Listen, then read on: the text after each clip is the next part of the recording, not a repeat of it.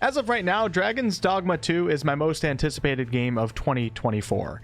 And regular viewers of this channel, I hope you welcome its coverage, as I will be diving deep into this one up to its March 22nd release date and beyond. In today's video, I'm going to go over everything that we know about this upcoming single-player, narrative-driven, very unique action RPG. And with Capcom's recent showcase, we've got a lot to get into. Chapter markers below.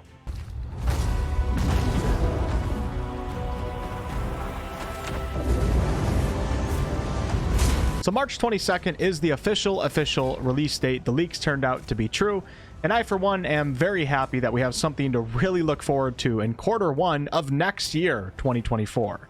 Now, the game will be launching on PC via the Steam Store, PS5, and Xbox Series X and S, and its standard edition is going for $69.99 US, and that goes for all platforms. And the deluxe edition is $79.99. Now, the deluxe edition, for that extra $10, comes with an explorer's camping kit, which you'll be able to set up out in the wilds to rest up, switch things up, and cook food. And you should be able to also get that from an in-game vendor. You'll start with 1,500 Rift Crystals, which is a less used type of currency in the game that will likely drop from various sources.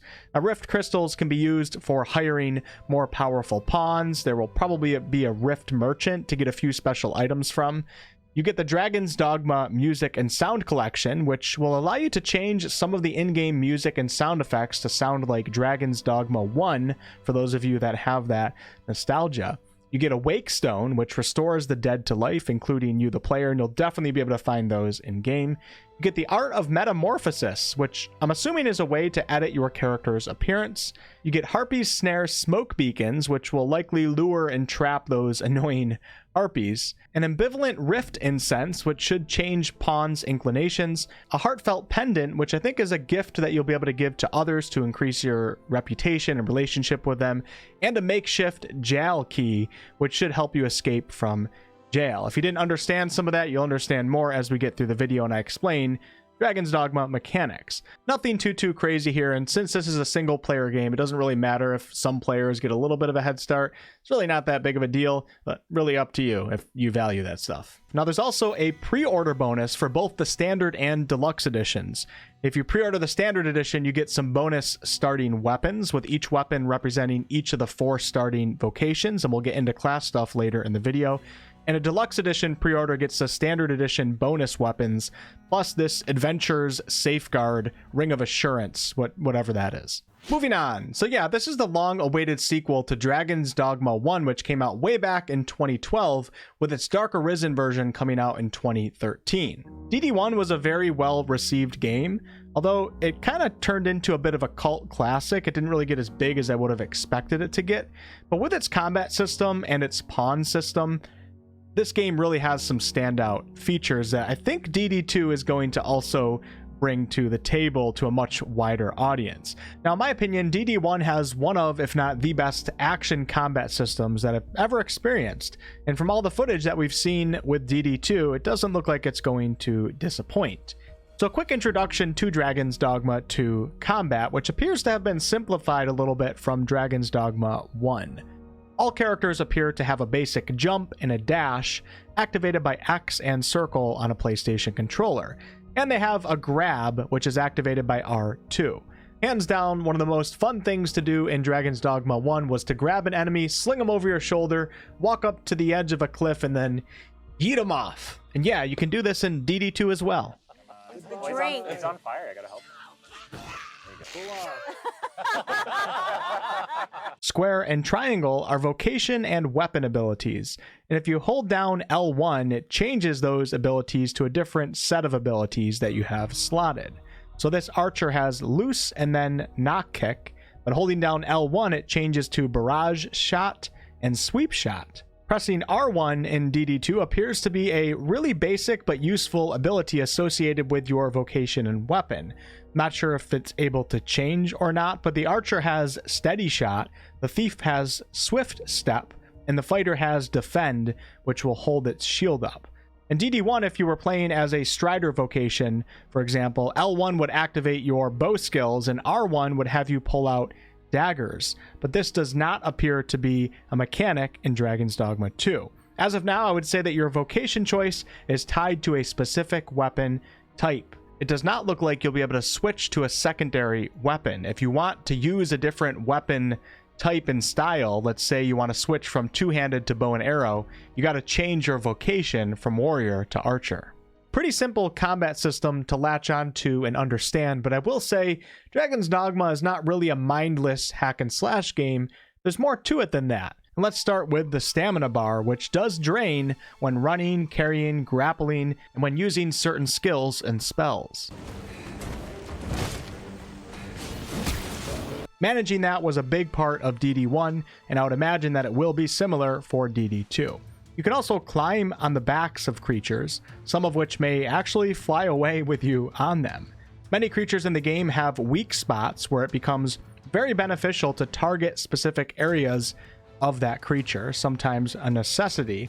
You're going to certainly come across chimeras, whose lion head will likely be weak to magic damage, the goat head weak to physical damage, and then the snake head can be effectively hit by both physical and magic, and it may even have its own separate health bar.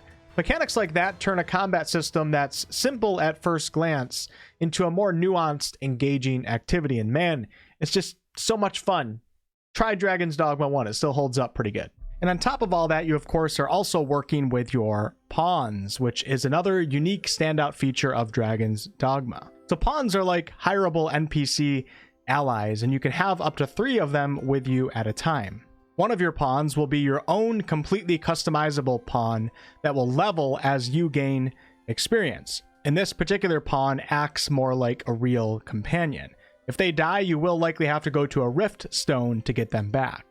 Your other 2 pawns are much more disposable, and you'll be swapping them in and out for better pawns as you progress in the game. These pawns are at a set level when you hire them.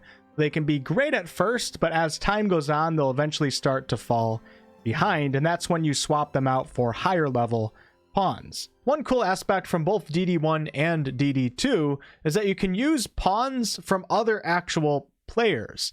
Now, the game is not multiplayer. Players can't come into your world and then assume the role of those pawns, but you can hire other players' pawns to join you. It's kind of like a pawn Fiverr market or LinkedIn bulletin board system. So when you enter into an area called the Rift, there will be a summon menu, and it will allow you to search for specific types of pawns from other players. And you can filter your search results to search for pawns from your friends specifically if that's what you want to do. It's actually pretty cool because if your pawn is hired, they can actually earn things such as knowledge, XP, and rift crystals for you. Pawns will play an important role in this game, and it's important that you find a party composition that works for you and your playstyle. For example, you may feel like you need a fighter pawn so you can have somebody serve on the front lines as kind of like that tank character. Or perhaps you feel like your party's always low on HP and you don't have anyone that can heal you. You're going to look into having a mage pawn with you that has those healing capable spells. Now, pawns are AI controlled, but you do get to issue a few commands to them. You could tell them to go ahead, come to you, wait, and help you. Another really cool aspect of the pawn system is that they work together with your other pawns and also you, the player. Sometimes pawns will grab enemies and call for someone to come over to freely stab that opponent that they're holding on to. In a DD2 gameplay demonstration, we watched a pawn catch a player who fell to the ground after falling off a flying creature. Pawns support you throughout your adventures and may come to your aid when you are in trouble. Little things like that really add to the immersion of the pawn system and, of course, their usefulness. Now, aside from specific combat abilities, pawns also have what the game calls inclinations. And these are characteristics that affect a pawn's behavior, such as having an aggressive pawn, a calm pawn, a pawn that always helps downed friendlies, a more selfish pawn that just can't stop fighting enemies no matter who's hurt in the battle, a pawn that always seeks high ground, etc. And these characteristics further develop the more that you use your pawns. So when you hire pawns, you're not only looking for vocation and weapon abilities that can be useful for your party composition, but you're also looking for pawns that have inclinations. and behaviors that suit your particular party. In the recent showcase, we also saw pawn specializations, and an example of that are pawns that have the Woodland Wordsmith specialization, which will allow them to translate the Elven language to you, the player. Pawns also talk to you as you play, and sometimes offer valuable quest information and world information, and funny banter, and things of that nature. If you hire a pawn from another player, and that player has already done a quest that you are about to embark on, their pawn may actually give you some very useful information for that quest that other pawns aren't going to be able to give you. Overall, it's a really cool system that really adds to like the group team experience without pulling any immersion out of you playing your actual character. All right, let's move on to the specific vocations, also known as classes. But do note that I will do a much more in-depth focused video on classes in the future. In DD2, we have been shown a total of 9 vocations, with 4 of them being the starter vocations. We have the classic fighter vocation, wielding sword and shield. These guys can slice through enemy ranks and deliver powerful blows, while also using their shield to protect themselves and their allies. The archer vocation specializes in long-range attacks using a bow and arrow. They perform their attacks from afar and can target enemies in high positions.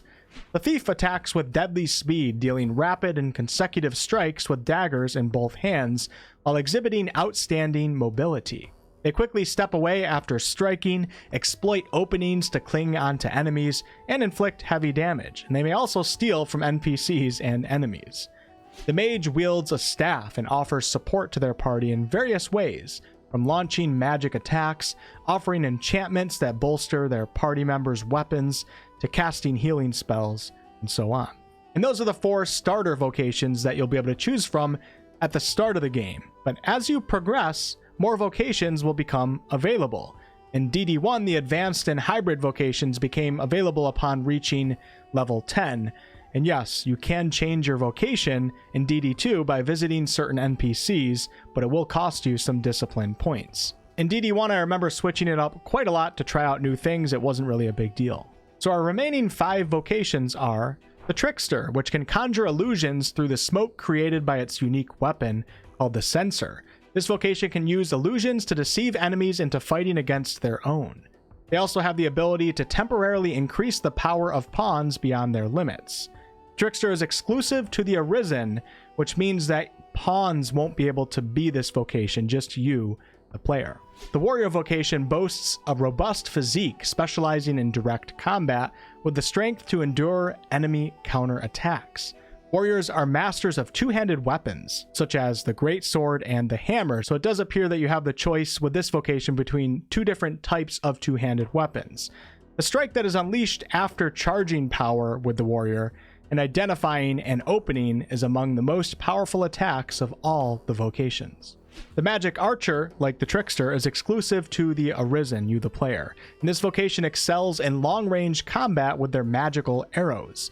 In addition to attacking or healing, Magic Archers are also adept at supporting their allies. The Magic Archer was my personal favorite from the first game. The Mystic Spearhand, exclusive to the Arisen, combines melee and magic, making them a well-balanced vocation that is effective from any range. The Mystic Spearhand is a master of their unique weapon, the Duo Spear. Using magic, they can paralyze enemies or hurl multiple objects at them. This vocation is definitely giving off some Jedi vibes. And last but certainly not least, the Sorcerer is a vocation completely specialized in various magic attacks. Their magic is conjured with both hands through a large staff and can change the tide of a battle at any opportunity. The Mage vocation in this game offers more support spells, while the Sorcerer is your damage-focused caster. And those are all of the vocations that we've been shown. I'm not sure if there's going to be any more, but do note that there were 9 vocations in DD1, and I just read off 9 for DD2. So now let's talk about character progression. When you gain XP from killing monsters and completing quests, your character will level up. It appears as if your attributes such as HP, strength, stamina, defense, and magic defense do level up according to the vocation you currently are playing, just like it worked in DD1. So if you gain enough XP and your character levels up, if you're playing as the fighter vocation, you'll get a bigger boost to hit points, while as a mage vocation, you would get less HP but more magic upon leveling up. This is somewhat important to keep in mind, as when you switch vocations in the future, if you choose to switch vocations, some vocations will line up better than others depending on your character's current attributes. I'm not sure what max character level will be in DD2, but it was 200 in DD1. There's also vocation ranks, and your rank will determine what weapon skills and core skills and augments that you'll have access to. To level up your vocation ranks, it may be based on a fixed amount of discipline points that you need to have earned. And then to purchase new weapon skills, core skills, and augments, you'll be spending discipline points. So level up your vocation rank by killing things, get access to more skills and augments, and then purchase those skills and augments with discipline points. Now, discipline points are a function of XP in a way. You'll notice that you can gain both XP and discipline points at the same time, but XP is used for your character's level and attributes. Weapon skills are what you would imagine, swappable skills tied to the use of a specific weapon type. So thieves with daggers may have Biting Wind, which is a quick forward dash with blades extended, while a mage wielding a staff would have access to weapon skills, in this case spells, such as Levin, which calls down lightning. These weapon skills do use up your stamina. Core skills are skills that you unlock that become permanently active. They don't have to be equipped and swapped in and out like weapon skills need to be. An example would be the core skill from DD1 called Double Vault, which was tied to daggers, which allows you to double jump, or Quick Loose, which allows you to fire faster with the bow. Core skills do not use up your stamina. And we of course can't leave out augments in this game, which are equipable passive bonuses not typically tied to a vocation or weapon type. So when you unlock them, you can use them regardless of your vocation and weapon.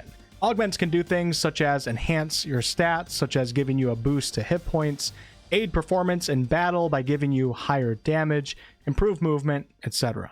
And this brings us to character creation, of which there will be an in-depth character creator, very in-depth. As you can see, it looks quite phenomenal from what we have been shown with its photorealism technology. There's a ton of different customization options, but perhaps the most fun choice of them all is your choice of race. In DD1, you could only play as a human, but now you can actually play as a human or the lion-like humanoid race called the Beastren. All right, let's move on to the game's world and story. Now, there were a few content creators who got to play a demo of DD2, and most of them seem to be under the impression that the game is an open, seamless world. Now, I don't think any of them got to go from the human nation of Vermund to the Beastren nation, so that perhaps there are some load screens maybe, but overall it seems to be mostly seamless. Even entering the rift where you hire pawns is seamless. Check this out. So they brought it back. We got the rift stone. A very nice immersive upgrade from the original, and the graphics also look great to go along with it. And actually, one of the devs said that it's 4 times the size of DD1. I should also mention that there is a day and night cycle, and when nighttime comes around, the world is shrouded in deep darkness. Without a source of light to illuminate your surroundings, finding your way will certainly be a challenge. The world will look similar to the first game, but DD2 takes place in a parallel world. We'll be exploring the human nation of Vermund, which is the area that you start your journey in, the Beastren nation of Battahl, and perhaps the coolest reveal of the showcase is an elven settlement called the Sacred Arbor. Martir fa nun fionor, minas vena eralote. Elves were actually left out of the first game due to budget and production timeline restrictions, so it's really great that we get to see them in DD2. Sacred Arbor is a nice contrast from Vermund and Battahl. The elves here speak their own language, so you're going to want to make sure that you have a pawn with you that has that woodland wordsmith specialization to do some translating. We did get to see the in-game map a few times, and I gotta say it looks phenomenal as it has that hand-drawn artistic feeling to it. As far as creatures that you'll be encountering in the world, Capcom revealed to us Talos, a giant that emerges from the sea. What could possibly impel a being of such size to motion? I cannot but fear 'twill bring ruin wherever it treads. And we, the players, will have to figure out how to stop him, but that's all that we know about this mysterious giant. There will also be smaller creatures than that giant, such as goblins, hobgoblins, wolves, harpies, Saurians, chimeras, golems, ogres, slimes, choppers, rattlers, griffins, undead, skeletons, drakes, and look at this footage of this headless Dullahan.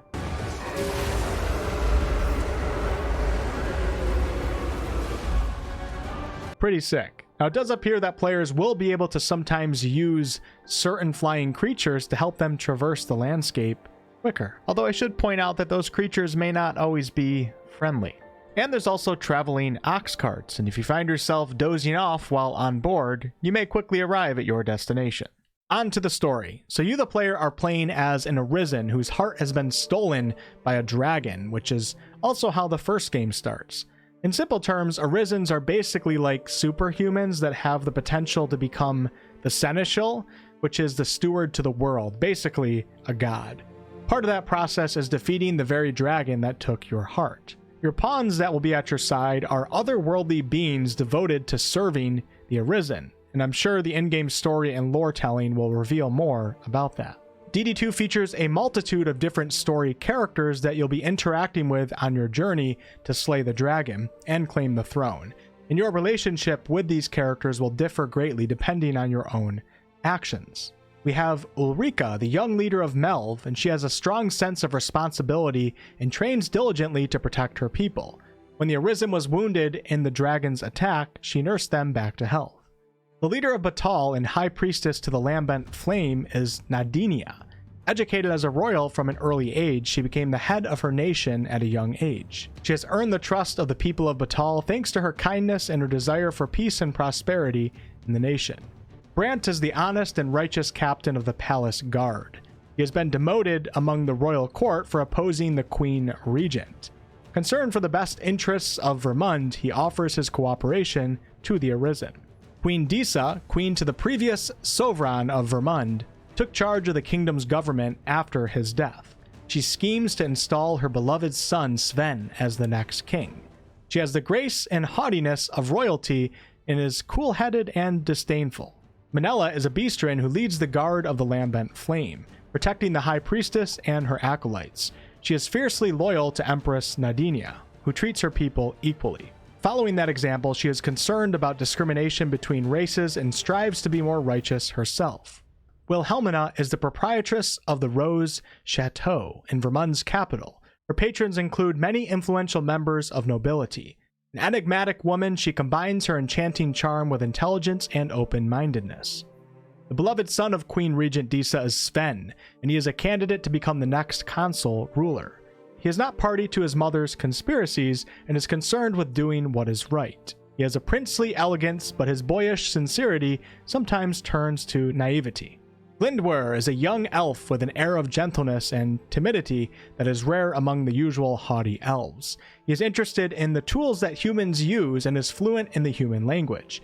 He despairs his lack of skill in archery, which is essential for an elven guard. And Doreen is the sister of Glindwer, and she too hails from the elves' home in the forest depths. A quiet, refined young woman with elegant manners. Due to her older brother's influence, she understands a few words of human language and is kind and welcoming to those of other races. Definitely looking forward to interacting with these characters and seeing their role in the story, but I'm also really curious how much we're going to be able to affect them in terms of how they treat us and how they aid us, because the website did say our actions will affect their behaviors. And last, for the story and world department, I would also expect plenty of side quests from less story essential NPCs, and although probably not a crazy crafting system, combining items seems to be returning to DD2, so picking up plants and resources out in the open world will have its benefits. And of course there's cooking, and none of us can figure out if Capcom actually video recorded a real steak being cooked, because damn, that looks good. And as always, thank you all so much for watching, and be on the lookout for more Dragon's Dogma content. Very excited for this game. I may even consider doing some lore videos. Let me know if that's something that potentially interests you. And I'll catch you all on the next one.